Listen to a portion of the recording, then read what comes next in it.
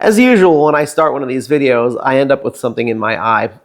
I'm reinventing myself. I'm me and nobody else. Ooh, I can't help but smile. Just Marco here with another one for you. I hope you're all well, and another software video for you. When I say another one, the last video I did was for Aperty. Aperty is an AI-based portrait editing software. It's in beta right now. Skylum sent me an email like a month ago asking me if I'd be interested in checking out the beta of Aperty. And I'm thinking, yeah, sure. And also thinking, I'm not really a dedicated like portrait photographer, and that's kind of what I see Aperty good for.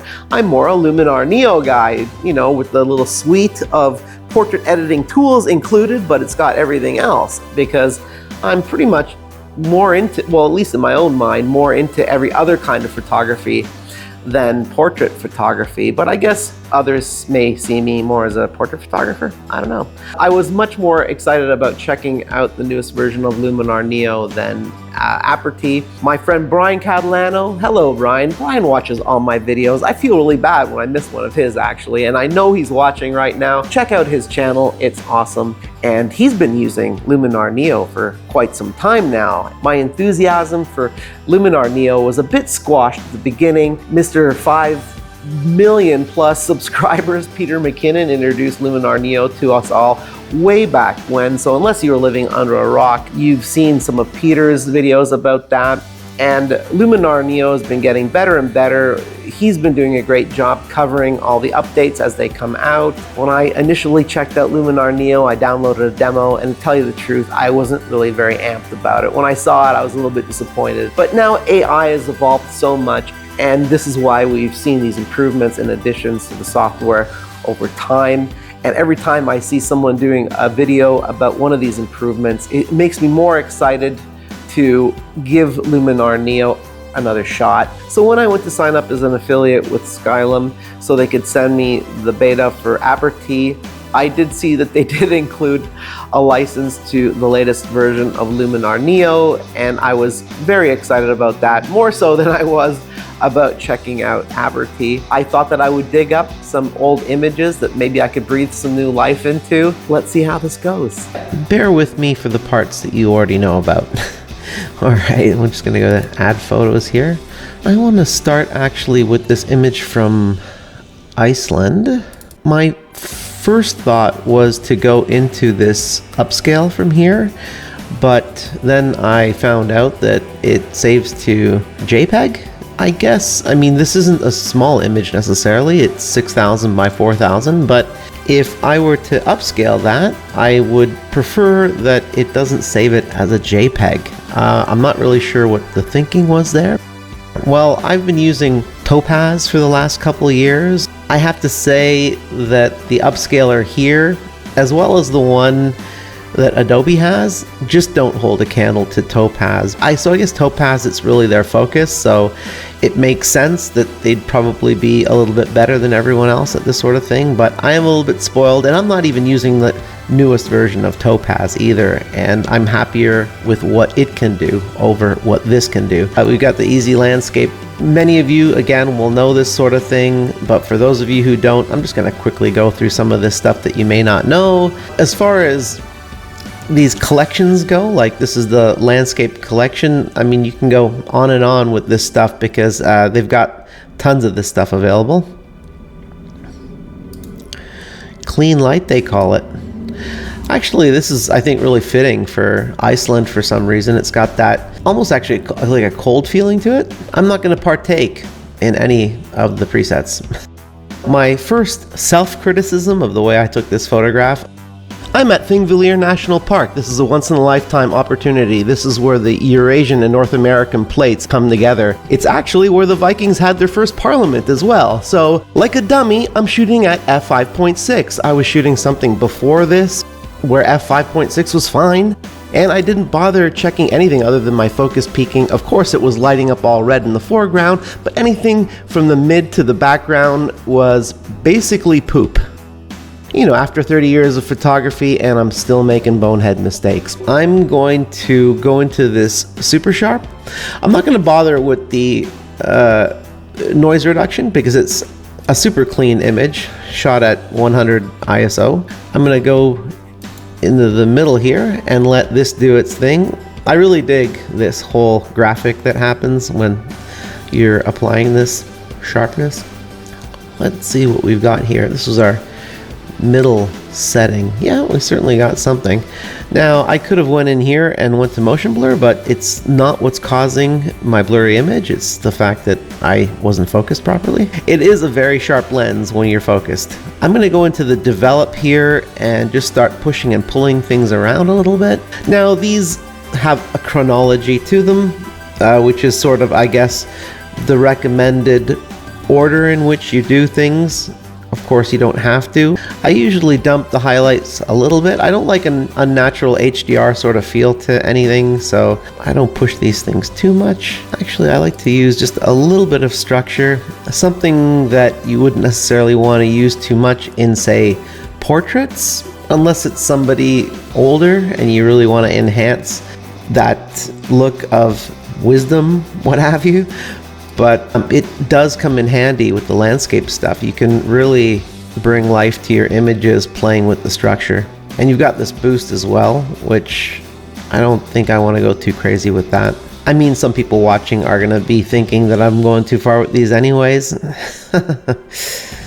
So, yeah. I only want to mess with those small details in this one anyways, I think. So, yeah. All right. Now, landscape. So it is a landscape. We're going to want to investigate this. Now, sun rays. I just hit place sun in center and it gives us where we want to place the sun. Just say I wanted to place one here. In my thumbnail image, you probably noticed that I played around quite a bit with this. Now, you'd really want to place this where the sun is actually coming from. So this isn't maybe the most ideal image to do this with. Twilight enhancer. This should be interesting. I'm a sucker for the golden hour. Yeah, that's gorgeous, and it looks relatively natural too. Clearly the AI looking to isolate the water because I'm able to give it that boost. And what's really cool too is this blur. A photographer doing landscapes will do long exposures so they can smooth the water out, but you can actually do it right in here, which is kind of neat. I want to actually check out atmosphere.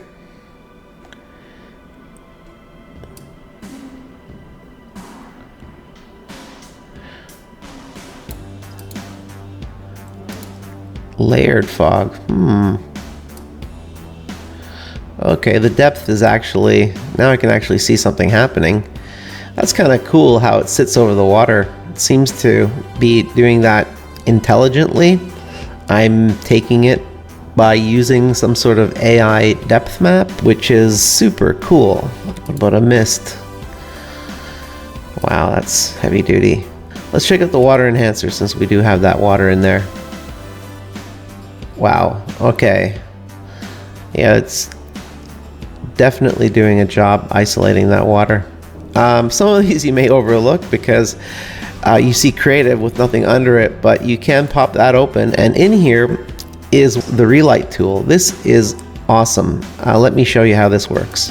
So this is kind of cool because you can change the brightness, again, using some sort of an AI depth map, which is very cool. You can pick up the background a little bit too, but it is really nice how you can do this. It goes a long way to adding depth to your image. But what is really cool is this color transfer thing.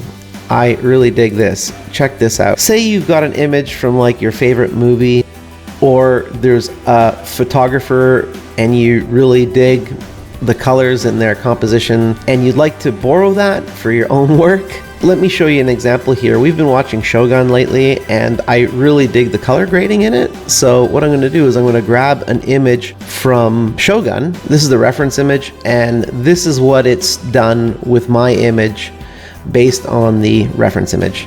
Now it's set to 60%. I can crank that up a little bit further. It's really cool how it can just grab those colors and implement them into your own piece. So something I should mention is that Skylum has expanded on their tools for organizing your images. So some of you may actually now find Luminar Neo more a replacement for Lightroom than it was in the past, just because you've got those tools now to keep your images organized that you may have been traditionally organizing in Lightroom. I sort of have my own system of organizing my photographs, I guess. It's something that I was kind of learned into when I started working at advertising agencies. They sort of had a way of organizing images, and it's the way I've been doing things for over 15 years now, probably closer to 20 years. I mentioned in my Aperty video that those of you who are more portrait photographers may want a dedicated tool for that, like Aperty, but Luminar Neo does have portrait tools that are quite powerful and useful, and ones that I think I'll probably be using in the future. Let's jump into a shot of my girlfriend Marmar here. Let me at least show you what Neo can do if you're contemplating Aperty, because you may very well be able to just get away with using Neo. In face, I'm just going to pick up the light a little bit on her face, just a touch, like so. I'm going to close that up. Now I'm going to drop the shine just a little bit. You can see she's got a little bit on her forehead and on her cheek, so I'm going to reduce that.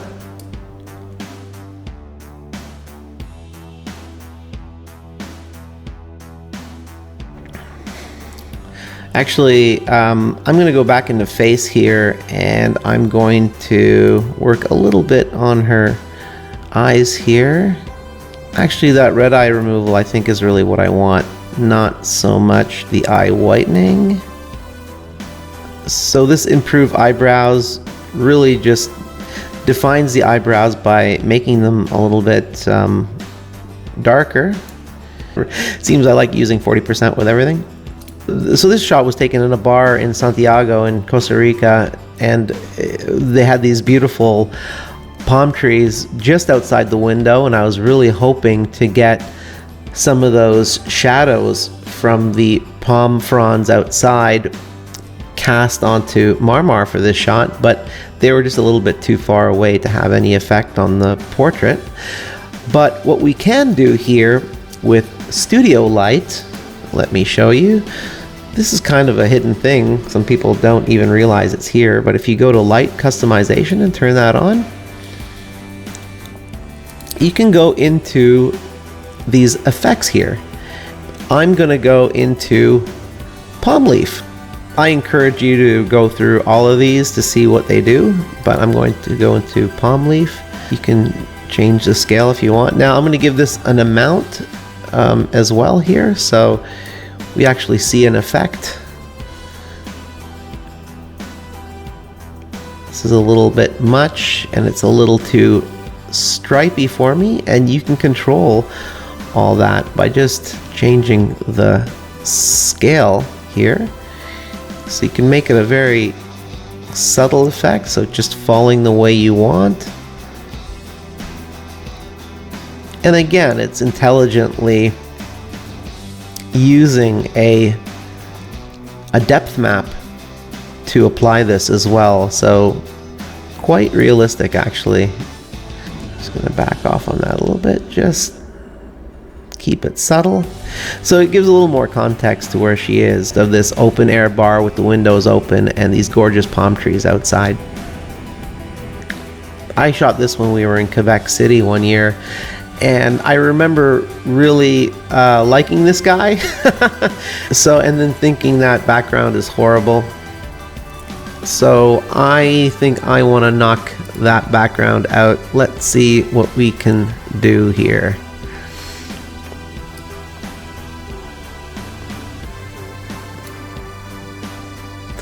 AI is working away. It looks like it's done a half decent job at separating him from that background. I'm not too crazy about what I've got here on the right.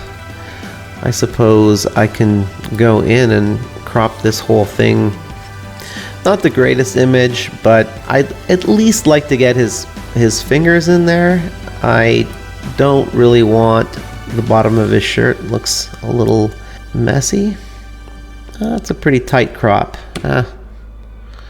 We'll go with that. Oh, not too shabby. Are we soft at all here? Yes. Oh, it's not too bad, but it would be nice maybe to sharpen that a little bit more. A little sharper, maybe.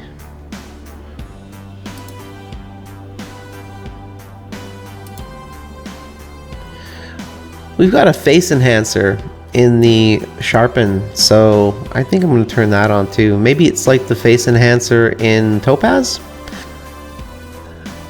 Face enhance?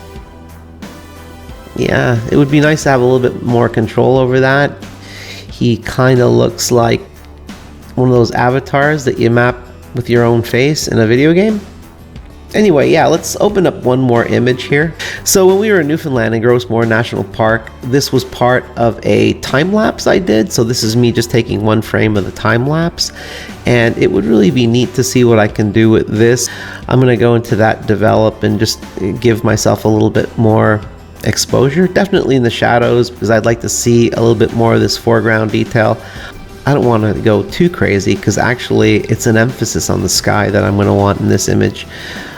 Just my preference. I think that twilight enhancer might be cool because, I mean, that's really what this is. So twilight, and my favorite, of course, golden. Okay. Pick up the exposure just a little bit, like so. It's maybe a little bit more yellow-orange than I even want. I guess I can change that in the amount here, or just tone down the sky itself, its temperature here just a little bit. Maybe that's what I want to do. Let's see what we've got here. Water enhancer in here, maybe. Oh yeah, I mean, that's just way too blue for me. I like the water a bit brighter, actually. That is pretty cool.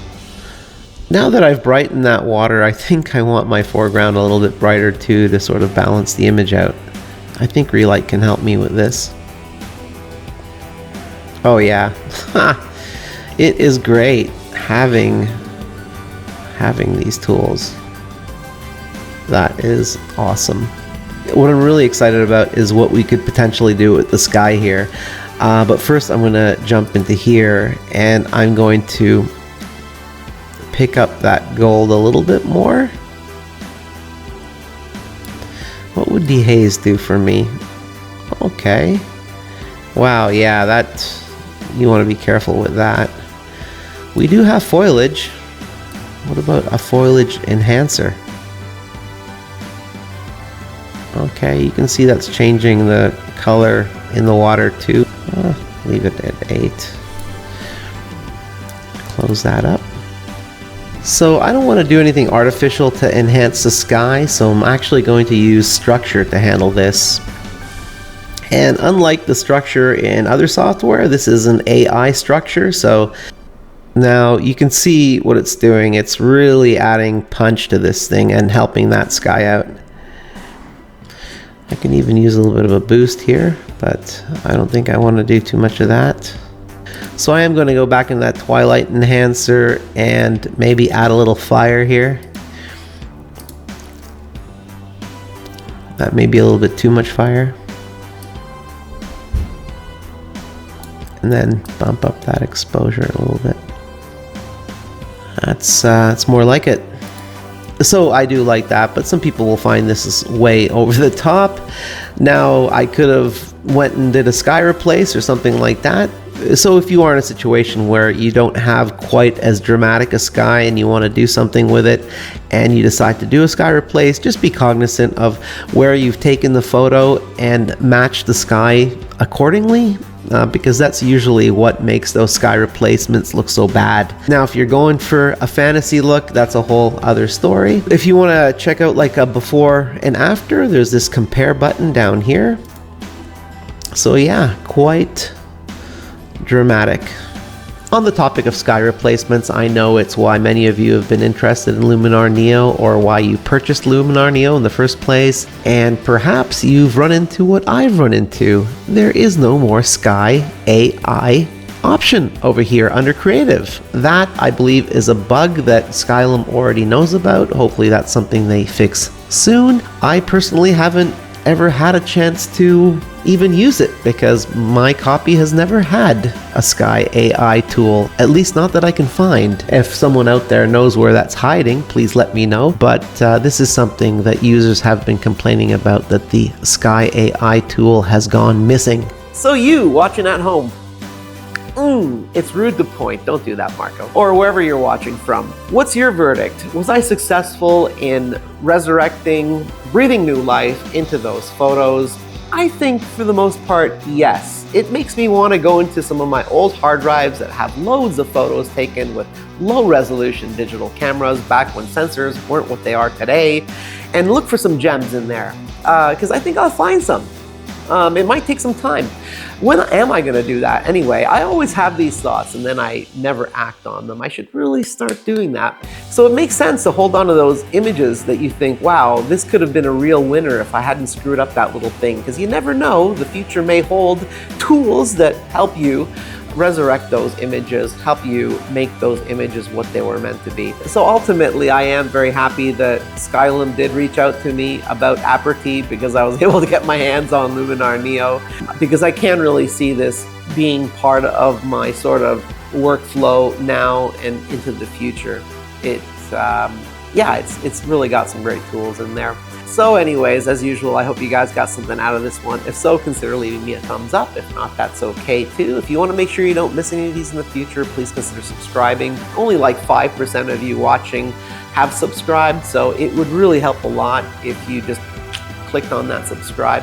If you've got any ideas for future episodes, please leave those in the comments below. And until next time, keep working to make your chosen idea a reality. Peace.